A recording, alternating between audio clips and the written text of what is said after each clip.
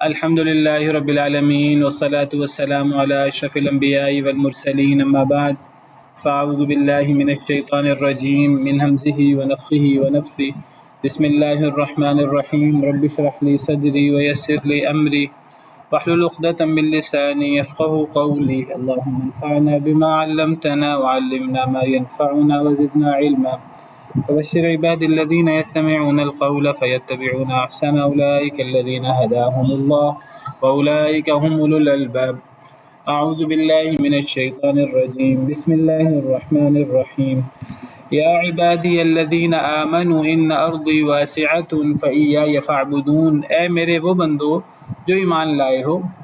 اللہ تعالیٰ ایمان کا واسطہ دے رہے ہیں، اپنی بندگی کا واسطہ دے رہے ہیں کہ اے میرے وہ بندو جنہیں میرے بندہ ہونے کا دعویٰ ہے، جنہیں مجھ پر اللہ رسول پر ایمان لانے کا دعویٰ ہے۔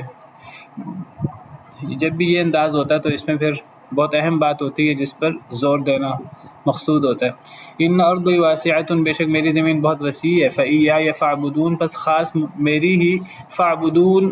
فاعبدون اصل میں نون کی زیر بتا رہی ہے، اصل میں فاعبدونی تھا، نون کی زیر بتا رہی ہے، اصل میں لفظ فاعبدو تھا، لیکن فاعبدو کے بعد اگر ہم نے یا ضمیر لانی ہے مفعول کی، بس تم عبادت کرو میری، تو اس یا کے لیے ہمیں نون لگانا پڑتا ہے، اور اس نون پر زیر یہ بتا رہی ہے کہ اس کے آخر میں یا تھی، تو فاعبدون فاعبدونی ہے، یا گری ہوئی ہے، پس تم سب عبادت کرو میری، پس میری ہی تم عبادت کرو۔ تو یعنی اگر کسی علاقے میں اللہ کی عبادت کرنا مشکل ہو رہا ہے، دینی شاعر پر عمل کرنا مشکل ہو رہا ہے، اور سب سے بڑے دینی شاعر وہ ہیں جو سب سے زیادہ جن کی ضرورت پڑتی ہے عبادات میں، معاملات میں، نماز ہے، جمعہ ہے، رمضان اور رمضان کے روزے، عید، قربانی وغیرہ۔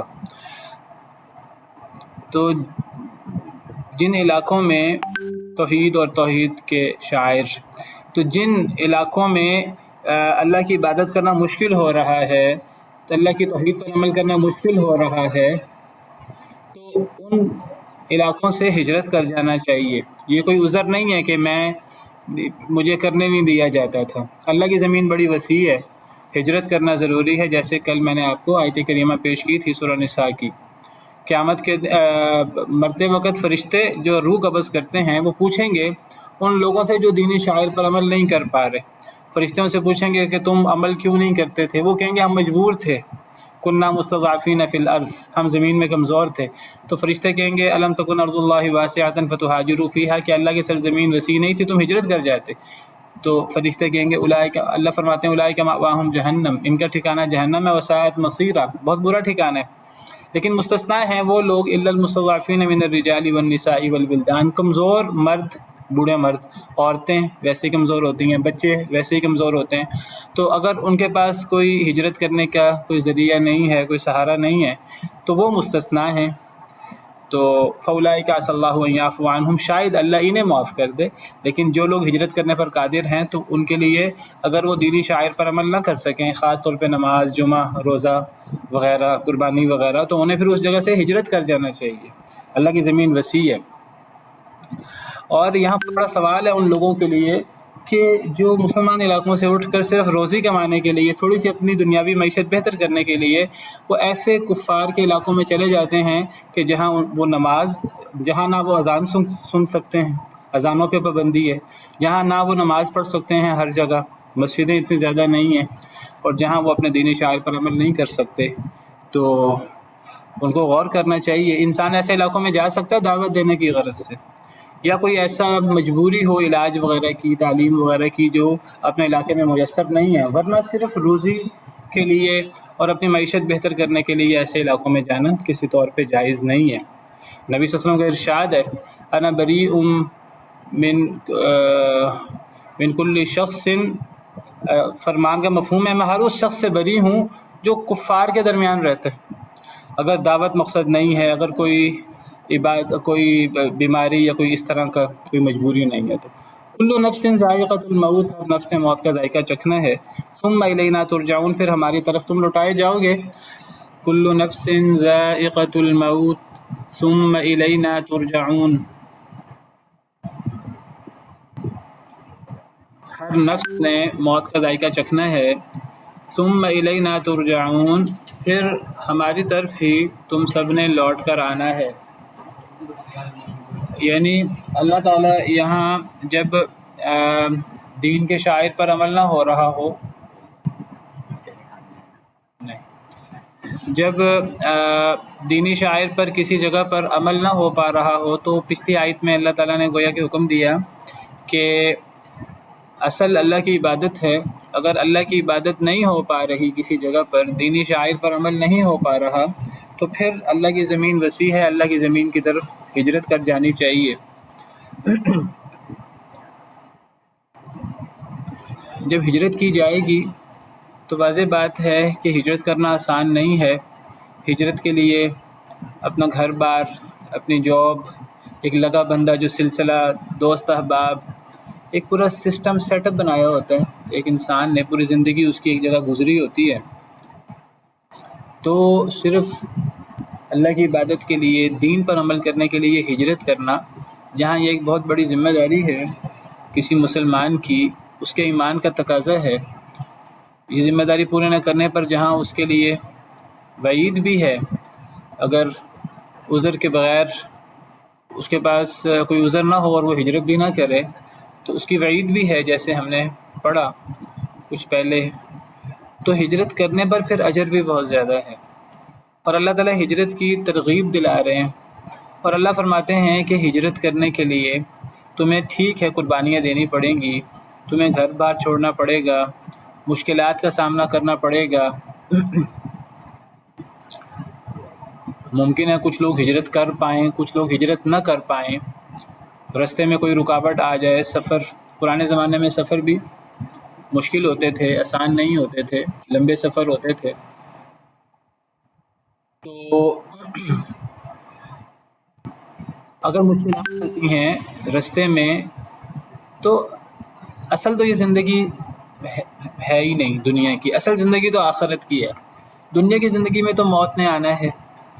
تو اگر رستے میں کوئی رکاوٹ آ جائے، کوئی جان کی قربانی دینی پڑ جائے، یا انسان ہجرت کرنے پر قادر ہو جائے، ہجرت کر لے، اور جب نئے علاقے میں جائے گا تو پھر نئے سرے سے اس کو اپنا سارا سسٹم بنانا پڑے گا، سب کچھ اس کو اپنے اس علاقے میں چھوڑ کر آنا ہوگا. تو یہ کوئی معاملہ آسان نہیں ہے. جس طرح مہاجرین نے مکہ مکرمہ سے ہجرت کی مدینہ، وہ اللہ تعالیٰ نے جو وعدے کیے ہیں کہ تم اللہ کے لیے ہجرت کرو گے تو اللہ تمہیں پھر زمین میں فراخی عطا کریں گے، وسعت عطا کریں گے. وہ اللہ نے وسعت دے دی مہاجرین مکہ کو. جب انہوں نے مدینہ ہجرت کی، اللہ نے ان کو مقام بھی دیا. مہاجرین کا مقام انصار سے افضل ہے. اسی لیے قرآن کریم میں جب مہاجرین اور انصار کی بات آتی ہے، اسی طرح احادیث مبارکہ میں، تو مہاجرین کی فضیلت زیادہ ہے. اگرچہ انصار نے مہاجرین کی مدد کی، ان کو پناہ دی اور ہر ممکن طریقے سے ان کا تعاون کیا، نبی کریم صلی اللہ علیہ وسلم نے مواخات بھی کروائی، لیکن فضیلت زیادہ مہاجرین کی ہے، کیونکہ مہاجرین شروع میں اسلام لائے تھے اور مہاجرین نے ہجرت جیسا عظیم عمل سر انجام دیا. تو اس ہجرت کے عمل میں جو مشکلات آئیں گی، ان مشکلات سے گھبرا کر ہجرت سے باز نہیں رہنا، ہجرت کرنی ہے. اور یہ ذہن میں رکھنا ہے کہ یہ دنیا عارضی زندگی ہے، اس دنیا میں تو موت ہے، اور پھر اس موت کے بعد اخروی زندگی ہے. اگر ہم ہجرت کریں گے، وہ اتنا بڑا عمل ہے کہ وہ ہماری دنیا اور آخرت بہتر بنا دے گا. تو دنیا کی ہجرت جو بڑی مشکل ہے، اس مشکل سے گھبرانا نہیں چاہیے. اس مشکل کی وجہ سے کوئی انسان ہجرت کرنے کا ارادہ ہی نہ باندھ سکے، ایسا نہیں ہونا چاہیے. یہ دنیا ہمیشہ کی زندگی نہیں ہے. اس دنیا کو جنت بنانے کی کوشش نہیں کرنی. اس دنیا میں دین کے لیے، اللہ کے لیے قربانی دینی پڑے تو دینی پڑے گی. جان کی قربانی دینی پڑے، جان کی قربانی دینی پڑے گی. مال کی قربانی دینی پڑے، مال کی قربانی دینی پڑے گی. دوست احباب، والدین، رشتے ناتے، تعلقات، ان کی قربانی دینی پڑی تو دینی پڑے گی. تو یہ دنیا میں ہر نفس نے موت کا ذائقہ تو چکھنا ہی ہے. کوئی بندہ اس نے اللہ کے احکامات پر عمل نہ کیا، ہجرت نہ کی، اپنے جی میرا بزنس سیٹ ہے، میری ہر چیز یہاں سیٹ ہے، میں ہجرت کروں گا ہر چیز تباہ ہو جائے گی. جو بندہ اس وجہ سے ہجرت نہیں کرے گا، مرنا تو اس نے بھی ہے. دنیا میں کتنا جی لے گا. اور جو ہجرت کر جائے گا، ہجرت کر کے مشکلات کا سامنا بھی کرنا پڑا، اگر اپنے علاقے میں اس کے حالات زیادہ سیٹ ہیں، ہجرت کرنے کے بعد اس کے لیے حالات تنگ ہو گئے، تو کیا بڑی بات ہے، موت کا سامنا تو اس نے بھی کرنا ہے، اس کا اجر اللہ کے ہاں محفوظ ہو جائے گا. تو واللہ عالم، ہجرت کے حکم کے ساتھ اللہ کی زمین وسیع ہے، عبادت اصل ہے، عبادت کے لیے ہجرت کرنی پڑی تو ہجرت کرنا ضروری ہے، یہ بتانے کے بعد موت کی بات کرنے سے شاید مقصود یہ سمجھانا مقصود ہے کہ دنیا کو جنت بنانے کی کوشش نہیں کرنی، اصل چیز آخرت ہونی چاہیے. مرنا تو ہر ایک نے. اب دیکھیے قرآن کیا کہتا ہے ہجرت کے حوالے سے. قرآن کہتا ہے وَمَن يُهَاجِرْ فِي سَبِيلِ اللَّهِ يَجِدْ فِي الْأَرْضِ مُرَاغَمًا كَثِيرًا وَسَعًا. اصل میں دیکھیے ہجرت کرنا آسان نہیں ہے. ہجرت کرنے کے لیے ہجرت اتنا بڑا عمل ہے، میں آپ سے عرض کروں، جس طرح اسلام قبول کرنا، کفر سے اسلام کی طرف آنا، جس طرح یہ ایک بہت بڑا عمل ہے، ہجرت اس طرح کا بڑا عمل ہے.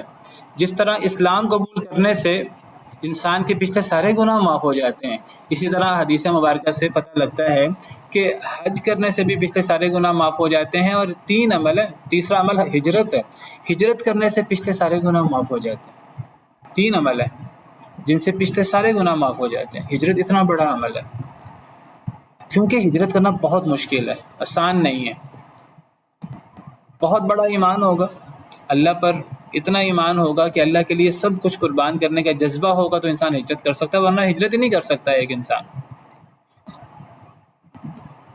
تو گویا کہ اللہ تعالیٰ بتا رہے ہیں کہ جو ہجرت نہیں بھی کرے گا اپنی دنیا بہتر بنانے کے لیے اور مشکلات سے ڈر کر، تو موت تو اس کو بھی آ جانی ہے. وہ دنیا تھوڑی سی اس کی نظر میں بہتر گزار لے گا، کیا پتہ کہ اس کے حالات تنگ ہو جائیں.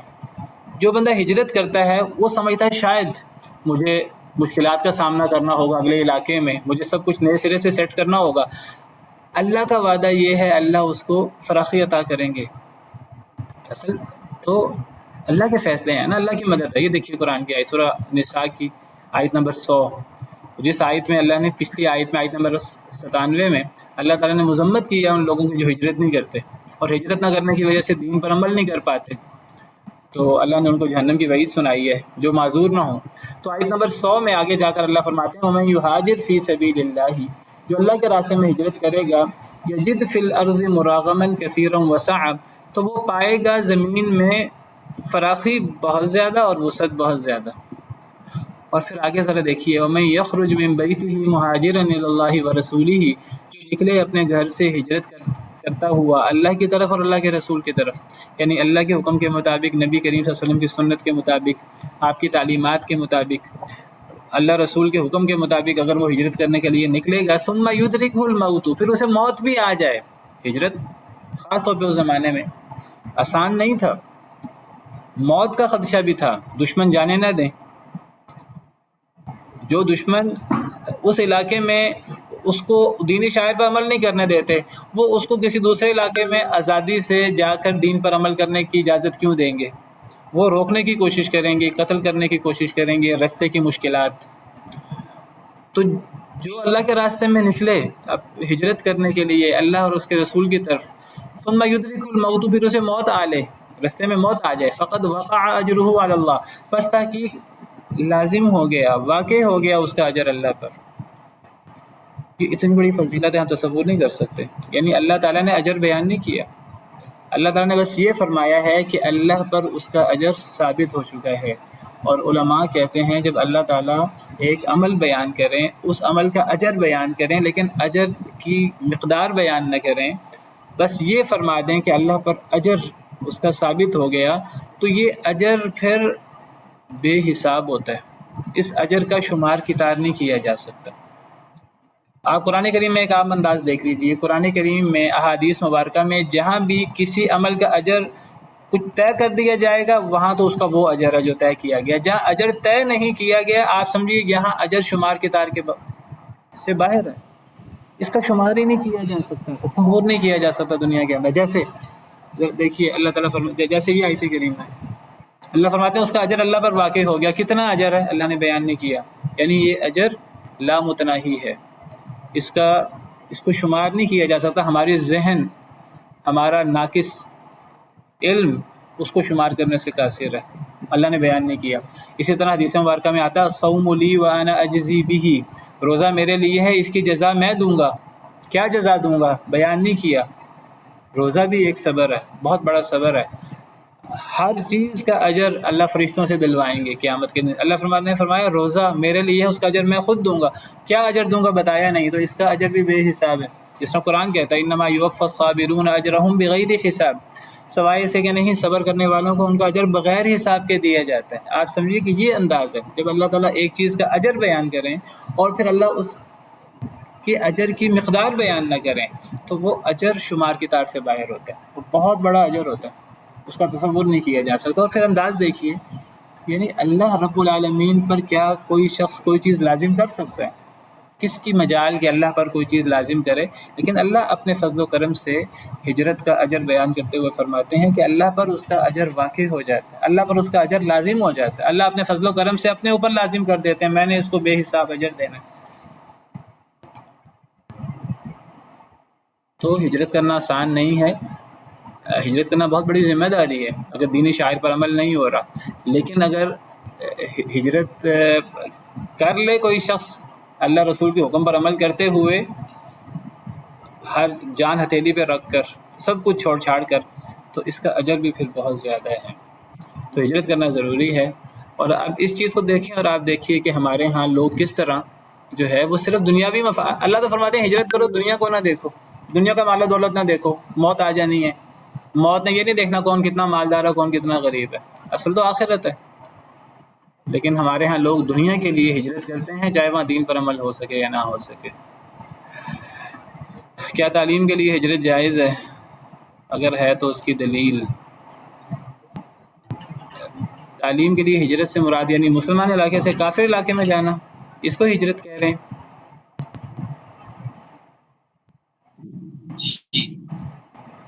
اس کو ہجرت تو نہیں کہتے مسلمان علاقے سے کافر علاقے میں جانا، ہجرت تو کہتے ہیں کافر علاقے سے جہاں دین پر، دیکھیے اصطلاحات ہیں دین کی، اس اصطلاح کو اسی معنی میں رکھیں۔ تو یہ اس کو ہم ہجرت کیسے کہہ سکتے ہیں؟ ایک بندہ جو ہے وہ اس کو ہجرت نہ کہیں، اس کو کہیں کہ کفار کے علاقے میں انسان اپنے مسلمان علاقے سے تعلیم کے لیے کفار کے علاقے میں جا سکتا ہے، اس کو ہجرت جیسا پاکیزہ نام تو نہ دیں۔ ہجرت تو ہے کہ انسان کو، ایک انسان کا باقی علاقہ ہی کفر کا علاقہ ہے، وہ کافر تھا بالفرض، مسلمان ہو گیا، تو اب اس کو کافر علاقے میں دین پر عمل نہیں کرنے دیا جا رہا، اور وہ دعوت وغیرہ کا کام بھی نہیں کر رہا، تو ایسے شخص کے لیے ہجرت کرنا ضروری ہے۔ اس کو ہجرت کہتے ہیں کافر علاقے سے مسلمان علاقے کی طرف آنا، یا ایسے علاقے کی طرف آنا جو مسلمان علاقہ نہ بھی ہو لیکن وہاں اتنی سختی نہ ہو۔ جیسے مسلمان مکہ مکرمہ سے حبشہ چلے گئے تھے، اب اس وقت مکہ مکرمہ وہ مسلمان سرزمین نہیں تھی، کفار کی سرزمین تھی، وہاں کفار کی تعداد زیادہ تھی، تو پہلی ہجرت جو ہے وہ حبشہ کی طرف ہوئی ہے۔ حبشہ کوئی مسلمان علاقہ نہیں تھا، لیکن وہاں وہ سختیاں نہیں تھیں، وہاں کے بادشاہ کی رحم دلی، اگرچہ وہ عیسائی بادشاہ تھا، اس کی رحم دلی اور یہ چیزیں مشہور تھی، تو نبی صلی اللہ علیہ وسلم نے صحابہ کرام کو حکم دیا کہ تم ہجرت کی طرف حبشہ کر جاؤ، حبشہ کی طرف ہجرت کر جاؤ، اس کا بادشاہ جو ہے وہ تمہارا دھیان کرے گا، تمہیں بچائے گا کفار کے ظلم سے، تمہارا تعاون کرے گا۔ تو مسلمانوں نے ہجرت کر لی، وہ الگ بات ہے، بعد میں وہ مسلمان ہو گیا، اس کو جب دعوت دی گئی، تو یہ ہجرت ہے۔ ہجرت یہ نہیں ہے کہ انسان مسلمان علاقے سے کافر علاقے میں جائے، باقی یہ ہے کہ دعوت دینے کی غرض سے کافر علاقے میں رہ جا سکتا ہے، چاہے وہاں دین پر عمل کرنا مشکل ہو تب بھی رہا جا سکتا ہے اگر ایک بندہ دعوت دے رہا ہے، جیسے میں نے ذکر کیا۔ اسی طرح ایک بندہ کوئی ایسی مجبوری ہو، بیماری وغیرہ، یا کوئی ایسی مجبوری، کوئی ایسی تعلیم وغیرہ جو اس کے علاقے میں نہیں ہو رہی اور وہ اسلام اور مسلمانوں اور اسلام کی سربلندی کے لیے بہت ضروری ہے، تو مجبوراً ایک شخص اس کے لیے کفار کے علاقے میں جا سکتا ہے، لیکن اس کی کچھ شرائط علماء نے بیان کی ہیں۔ اگر ایک بندہ بیمار ہے، اس کا علاج اس کے علاقے میں نہیں ہوتا، بعض ایسے علاج ہیں جو صرف ان علاقوں میں ہوتے ہیں، ہمارے علاقوں میں نہیں ہوتے، یا بعض ایسی ایجوکیشن ہے جو ہمارے علاقے میں نہیں ہوتی، وہاں ہوتی ہے، وہ بھی تب جب ایک انسان اس تعلیم کو یعنی اسلام کے لیے اور دین کے غلبے کے لیے انسان استعمال کرے، لیکن اس کی بھی شرط ہے، اس کی شرط یہ ہے کہ انسان کو دین کے بنیادی عقائد کا پتہ ہو اور اتنا مضبوط ہو اپنے عقائد پہ کہ وہاں جا کر بہک جانے کا خدشہ نہ ہو۔ اگر وہاں جا کر بہک جانے کا خدشہ ہے، ایک انسان کی اپنی تعلیمی حالت اور اپنی دین کی معلومات اتنی پختہ نہیں ہے، تو ایسے شخص کو پھر بیماری وغیرہ اور کی حالت میں اور کچھ ایسے مقاصد کے لیے جن مقاصد کے لیے وہ جا سکتا ہو، اس کو پھر بھی نہیں جانا چاہیے۔ وہ اپنی بیماری کے لیے جو ہے نا وہاں چلا جائے گا اور جا کر ایمان کا بیڑا غرق کر آئے گا۔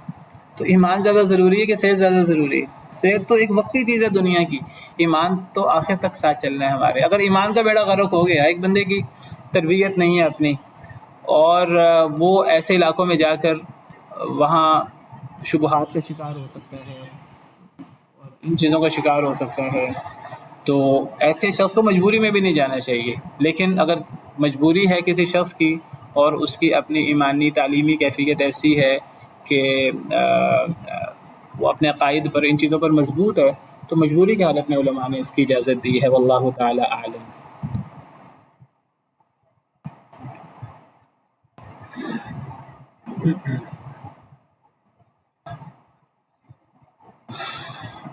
بہرحال یہ جو سوال ہے آخری، واللہ عالم، یہ مشکل سوال ہے، کسی بڑے عالم سے کیجئے، کسی بزرگ سے کیجئے، وہ بہتر بتائے گا کہ اگر مسلمان علاقوں میں بدامنی ہو تو پھر غیر مسلم ممالک میں جانا، ایسے غیر مسلم ممالک جہاں عبادت پر پابندی نہ ہو، مشکل سوال ہے میری نظر میں۔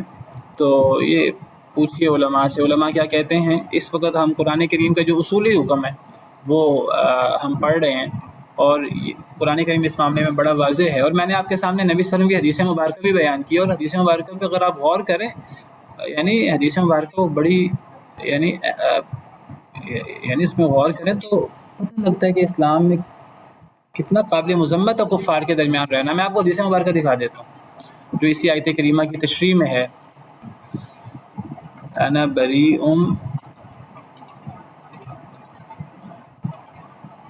من کل مسلم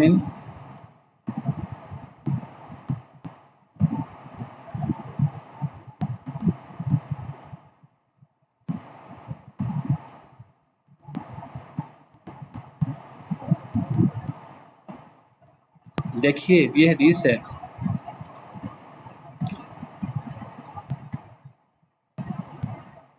نبی صلی اللہ علیہ وسلم نے فرمایا انا بریء من کل مسلم مع مشرک، میں بری ہوں، یعنی بری بیزار ہونے کے معنی میں اور ایک مذمت کے معنی میں، یعنی نبی صلی اللہ علیہ وسلم برات کا اظہار کریں کسی شخص سے یا کسی عمل سے، وہ عمل کتنا گھنونا ہوگا، تو نبی صلی اللہ علیہ وسلم نے فرمایا میں بری ہوں ہر اس مسلمان سے جو مشرک کے ساتھ رہتا ہے، مشرک علاقوں میں رہتا ہے، بلا وجہ مشرک علاقوں میں رہنا اس کی مذمت ہے۔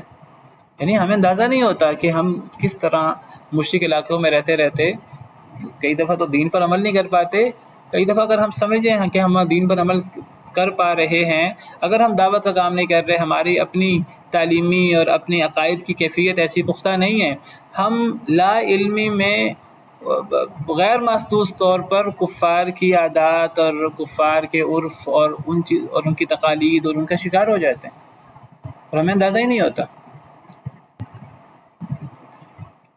ایک بڑی مشہور مثال ہے، کہنے کا تو ایک لطیفہ ہے لیکن وہ اس مسئلے کو سمجھنے کے لیے بہت اہم ہے۔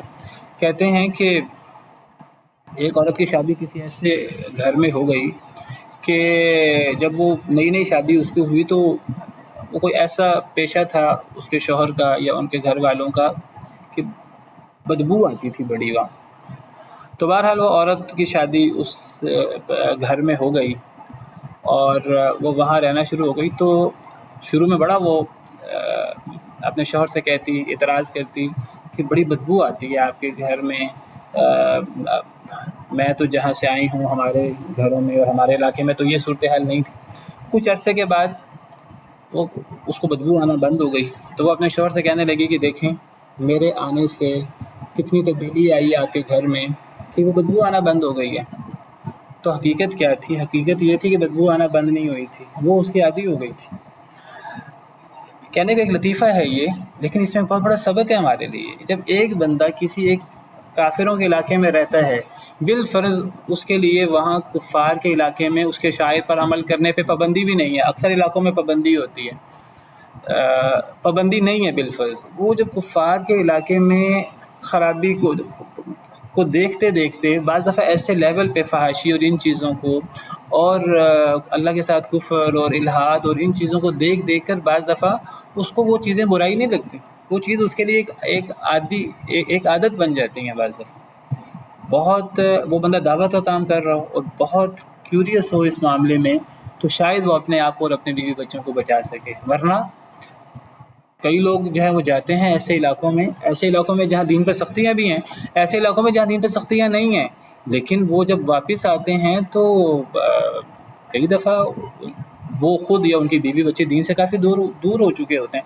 اور چونکہ ہماری نظر میں آج دین کی اتنی اہمیت نہیں رہی، تو ہمیں کئی دفعہ احساس نہیں ہوتا کہ ہم کتنا بڑا نقصان اٹھا چکے ہیں۔ اور کئی ایسے لوگ جن کی دوسری تیسری نسل بعض دفعہ ایسے علاقوں میں رہتی ہے، وہ دوسری تیسری نسل وہ بعض دفعہ مرتد ہو چکی ہوتی ہے، بعض دفعہ ان کو دین کا الف بے کا پتہ نہیں رہتا، کلمے کا اور ان چیزوں کا پتہ نہیں ہوتا، اور ان کو احساس بھی نہیں ہوتا کہ ہم کتنے بڑے نقصان کا شکار ہو چکے ہیں۔ تو نبی صلی اللہ علیہ وسلم نے فرمایا انا بریء من کل مسلم مع مشرک، میں بری ہوں ہر اس مسلمان سے جو مشرک کے ساتھ رہتا ہے۔ اور اس کی ایک اور الفاظ ہیں بعض احادیث میں، آپ نے فرمایا انا بریء من کل مسلم مقیم بین اظہر المشرکین، میں بری ہوں ہر اس مسلمان سے جو مشرکین کے درمیان رہتا ہے۔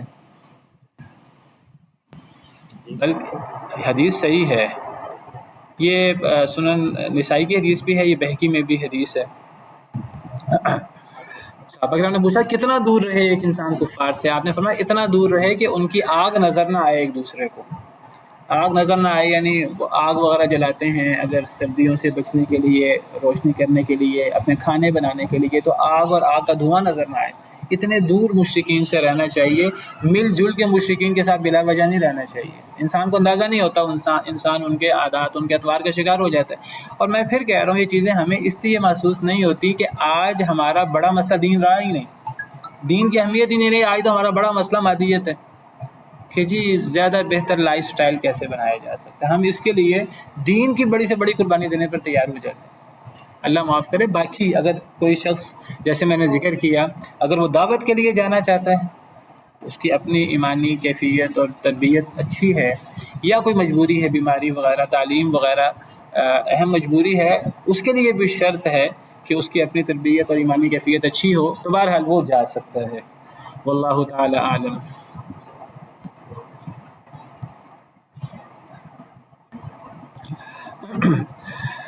تو کل نفس ذائقۃ الموت، ہر نفس موت کا ذائقہ چکھنا ہے۔ دنیاوی مشکلات سے نہیں گھبرانا ہجرت کے معاملے میں، موت ہر شخص کو آنی ہے۔ ثم الینا ترجعون، پھر ہماری طرف تم نے لوٹ کر آنا ہے، پھر تم ہماری طرف لوٹائے جاؤ گے۔ والذین آمنوا وعملوا الصالحات لنبوئنہم من الجنۃ غرفا تجری من تحتها الانہار خالدین فیہا، وہ لوگ جو ایمان لائے اور جنہوں نے نیک عمل کیے، لنبوئنہم، البتہ ہم ضرور جگہ دیں گے انہیں، من الجنت، جنت میں، غرفاً ایسے کمروں کی، ایسے بالا خانوں کی، تجری من تحتها الانہار خالدین فیہا، جن کے نیچے سے نہریں بہتی ہیں، جن میں وہ ہمیشہ ہمیشہ رہیں گے۔ پھر اللہ تعالیٰ آخرت کی بات کر رہے ہیں، یعنی ہجرت کرنا مشکل ہے اپنے دین کو بچانے کے لیے، لیکن یہ اللہ اور اللہ کے رسول کے حکم کے مطابق ہے، اللہ کو راضی کرتی ہے یہ چیز۔ موت تو ہر شخص کو آنی ہے، اصل چیز آخرت ہے۔ ایسے لوگوں کے لیے جو ایمان لاتے ہیں اور نیک عمل کرتے ہیں، جس میں ہجرت کا اس وقت موضوع چل رہا ہے، وہ سر فہرست ہے۔ جو لوگ ایمان لائیں اور نیک عمل کریں، تو پھر اللہ نے ایسے لوگوں کے لیے جنت کا وعدہ کر رکھا ہے۔ دنیا جتنی مشکل سے گزرے کوئی بات نہیں، دنیا کی مشکلات سے نہیں گھبرانا، اصل چیز آخرت ہے مسلمان کے لیے، دنیا نہیں ہے۔ ہم ان کو جنت میں ایسے بالا خانوں میں جگہ دیں گے، ضرور جگہ دیں گے۔ یہ ایک قسم کا سا انداز ہے، لنبوئنہم، البتہ ہم ضرور جگہ دیں گے انہیں۔ اللہ تعالیٰ تو ایک قسم کے انداز کے بغیر بھی بات کریں، اللہ کی ہر بات سچی ہوتی ہے۔ جب اللہ تعالیٰ زور دے کر بات کریں تو بہرحال مسلمانوں کو اللہ کے وعدوں پر یقین کرنا چاہیے۔ البتہ ہم ضرور جگہ دیں گے انہیں جنت میں، غرفاً ایسے کمروں، ایسے بالا خانوں میں جن کے نیچے سے نہریں بہتی ہیں اور یہ وقتی انعامات نہیں ہوں گے، خالدین فیہا، وہ اس میں ہمیشہ ہمیشہ رہیں گے، ہمیشہ کی زندگی۔ نعم اجر العاملین، کتنا اچھا اجر ہے، کتنا اچھا بدلہ ہے عمل کرنے والوں کا۔ اس کے لیے عمل، ہجرت کی بات ہو رہی ہے، ہجرت دیگر دین کے لیے مشکلات برداشت کرنے کا جذبہ ہونا چاہیے۔ کون ہے اچھا عمل کرنے والے جن کا بہت بڑا اجر ہے قیامت کے دن؟ الذین صبروا، وہ لوگ جنہوں نے صبر کیا، وعلی ربہم یتوکلون، اور اپنے رب پہ توکل کیا۔ مجھے بتائیے ہجرت کے لیے کس جذبے کی اور کس عادت کی ضرورت ہے؟ صبر کی اور اللہ پہ توکل کی۔ اگر صبر ایک انسان کے اندر ہوگا وہ ہجرت کی مشکلات برداشت کرے گا۔ اور میں نے بتایا ہجرت کرنا آسان نہیں ہے، بہت مشکل ہے، لیکن ہجرت کا اجر بھی بہت بڑا ہے۔ جیسے اسلام قبول کرنے سے ایک انسان کے پیچھے سارے گناہ معاف ہو جاتے ہیں، ہجرت سے پیچھے سارے گناہ معاف ہو جاتے ہیں۔ حدیث مبارکہ آپ کے سامنے پیش کر دیتا ہوں۔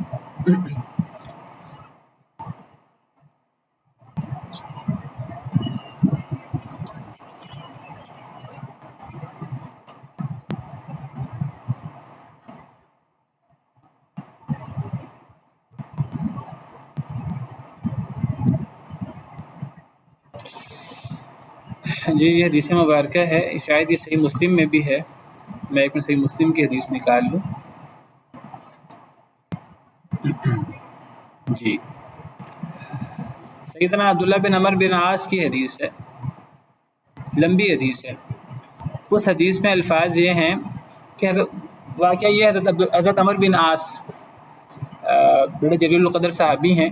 جب یہ اسلام قبول کرنے کے لیے آئے نبی صلی اللہ علیہ وسلم کی خدمت میں، تو نبی صلی اللہ علیہ وسلم سے انہوں نے درخواست کی کہ اللہ کے رسول آپ اپنا ہاتھ پھیلائیے، میں آپ کے ہاتھ پہ بیعت کرنا چاہتا ہوں اسلام کی۔ تو نبی صلی اللہ علیہ وسلم نے اپنا ہاتھ آگے بڑھا دیا۔ بیعت اس طرح ہوتی تھی کہ صحابی اپنا ہاتھ نیچے رکھتے تھے، نبی صلی اللہ علیہ وسلم اپنا ہاتھ اوپر رکھتے تھے۔ تو ایک بیعت ہوتی تھی، ایک بیعت جہاد کی ہوتی تھی، ایک بیعت نبی کے ساتھ ایک اسلام کی بیعت بھی ہوتی ہے جو نبی کا خاصہ ہے۔ تو انہوں نے عرض کیا میں اسلام قبول کرنا چاہتا ہوں حضرت عمر بن عاص نے۔ تو اللہ کے رسول اپنا ہاتھ پھیلائیے، ابسط یمینک فلابایعک، اے اللہ کے رسول اپنا دایاں ہاتھ پھیلائیے، میں آپ کی بیعت کرنا چاہتا ہوں اسلام کی۔ فبسط یمینہ، آپ نے اپنا ہاتھ پھیلا دیا۔ تو حضرت عمر بن عاص کہتے ہیں فقبضت یدی، میں نے اپنا ہاتھ پیچھے کر لیا۔ اب نبی صلی اللہ علیہ وسلم کا ہاتھ آگے ہے، حضرت عمر بن عاص نے اپنا ہاتھ پیچھے کر لیا۔ قال، تو آپ نے فرمایا مالک یا عمرو، اے عمر کیا ہو گیا؟ قال قلت، فرماتے میں نے عرض کیا اردت ان اشترط، میں ایک شرط لگانا چاہتا ہوں۔ نبی صلی اللہ علیہ وسلم نے فرمایا تشترط بماذا، تم کیا شرط لگانا چاہتے ہو؟ قلت، فرماتے ہیں عمر بن عاص میں نے عرض کیا میری شرط یہ، میں بڑا گناہ گار ہوں، میں نے بڑے گناہ کیے ہیں کفر کے اندر، میرے سارے گناہ معاف ہو جائیں، ان یغفر لی۔ تو نبی صلی اللہ علیہ وسلم نے فرمایا اما علمت ان الاسلام یہدم ما قبل، اے عمر کیا تمہیں معلوم نہیں، کیا تم نے سنا نہیں کہ اسلام پچھلے سارے گناہ معاف کر دیتا ہے؟ وان الہجرۃ تہدم ما کان قبلها، اور ہجرت بھی پچھلے سارے گناہ معاف کر دیتی ہے۔ وان الحج یہدم ما کان قبلہ، اور حج بھی، تین عمل ہے جو پچھلے سارے گناہ معاف کر دیتا ہے۔ تو ہجرت کی بھی یہ فضیلت ہے کہ ہجرت سے پچھلے سارے گناہ معاف ہو جاتے ہیں، چونکہ ہجرت کرنا ہے بہت مشکل، تو اسی ہجرت کی طرف یہاں توجہ دلائی جا رہی ہے۔ اور اس کے لیے کس چیز کی ضرورت ہے، کس صفت کی؟ صبر کی اور اللہ پہ توکل کی۔ صبر مشکلات پر اور توکل اللہ کے وعدوں پر، جو اللہ نے وعدے کیے ہیں ہجرت کرنے والے سے۔ مشکلات تو ہیں لیکن پھر فراخی کا وعدہ ہے، اجر عظیم کا وعدہ ہے۔ فرمایا کہ اللہ نے جنت میں بڑے وعدے کر رکھے ہیں، اور عمل کرنے والوں کا اجر کتنا ہی اچھا ہے دنیا میں بھی اور آخرت میں بھی۔ اور یہ اجر کن کو ملنا ہے؟ الذین صبروا، عمل کرنے والے کون ہیں؟ یہ وہ عمل کرنے والے ہیں جن کی دو بڑی صفات ہیں، ایک صبر اور دوسرا اللہ کے وعدوں پر توکل۔ اچھا پھر بھی بعض لوگوں کو اشکال ہے ہجرت کے بارے میں کہ جی اگر ہجرت کر لیں گے، یہاں تو پورا کاروبار سیٹ ہے، یہاں تو روزی کمانے کا پورا سلسلہ سیٹ کیا ہوا ہے، وہاں جا کے نئے سرے سے سارا محنت کریں گے۔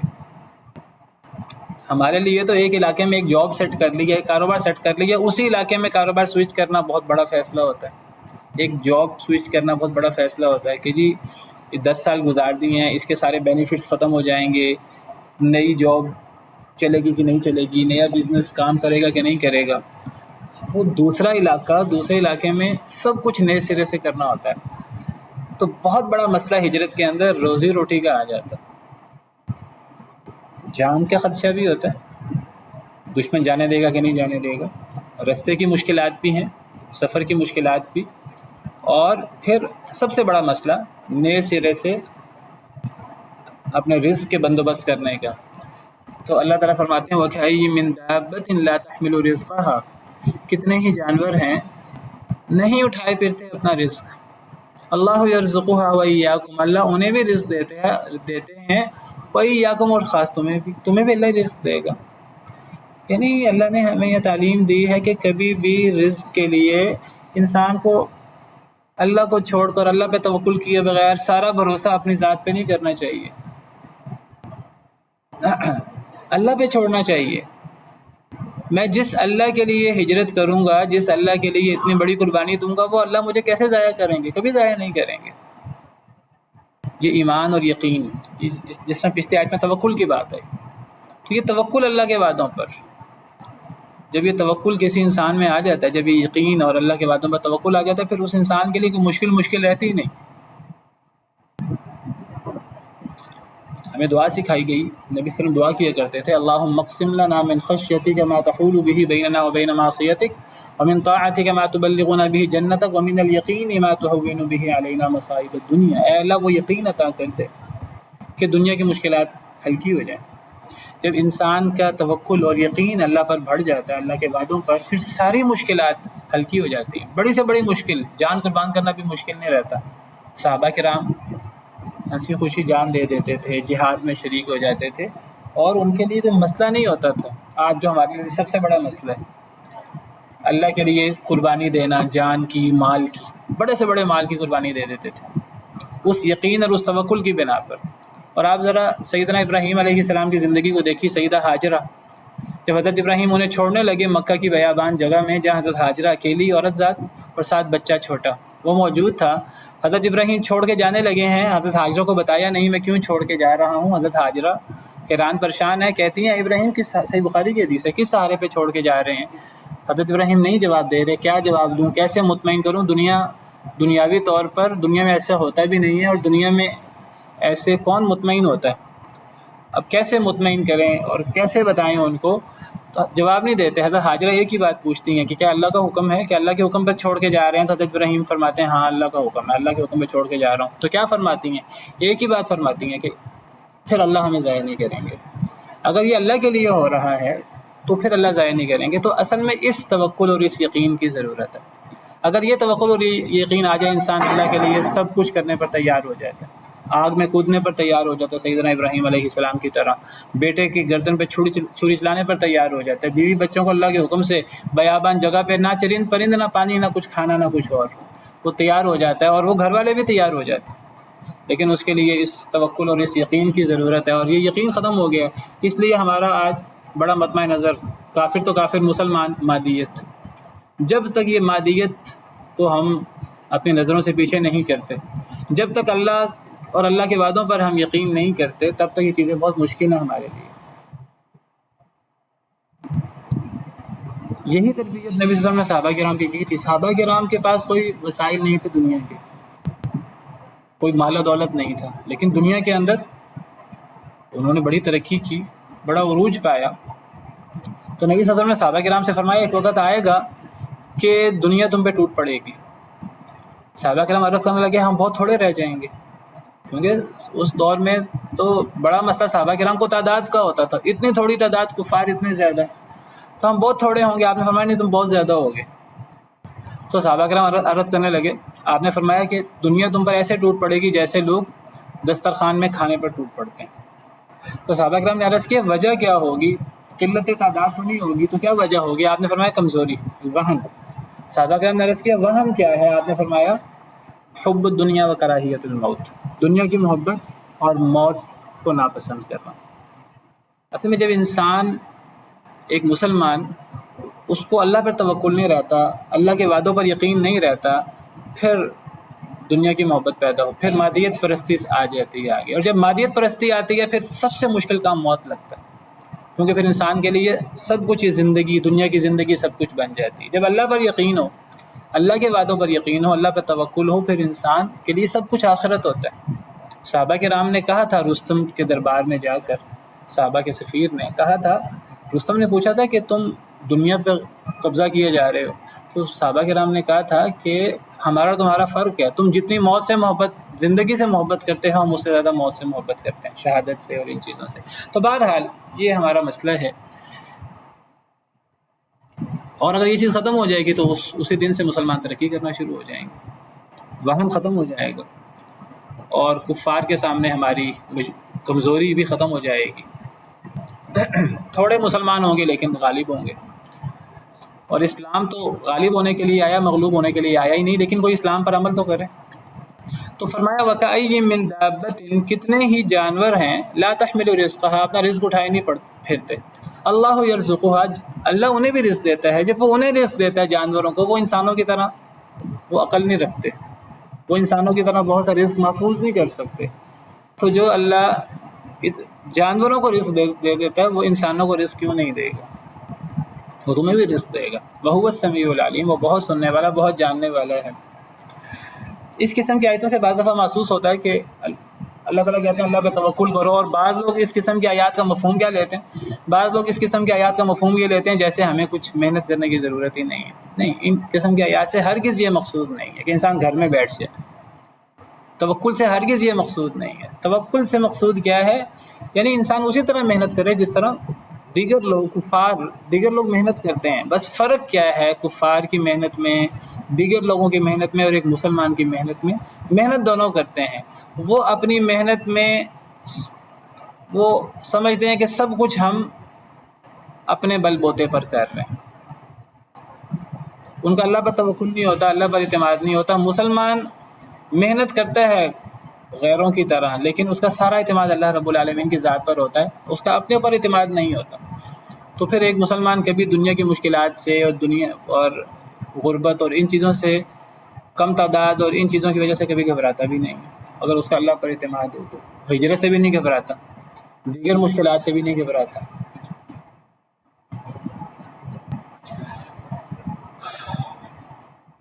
وَلَئِن سَأَلْتَهُم مَّنْ خَلَقَ السَّمَاوَاتِ وَالْأَرْضَ وَسَخَّرَ الشَّمْسَ وَالْقَمَرَ لَيَقُولُنَّ اللَّهُ، اور البتہ اگر آپ سوال کریں ان سے کہ کس نے پیدا کیا آسمان و زمین کو،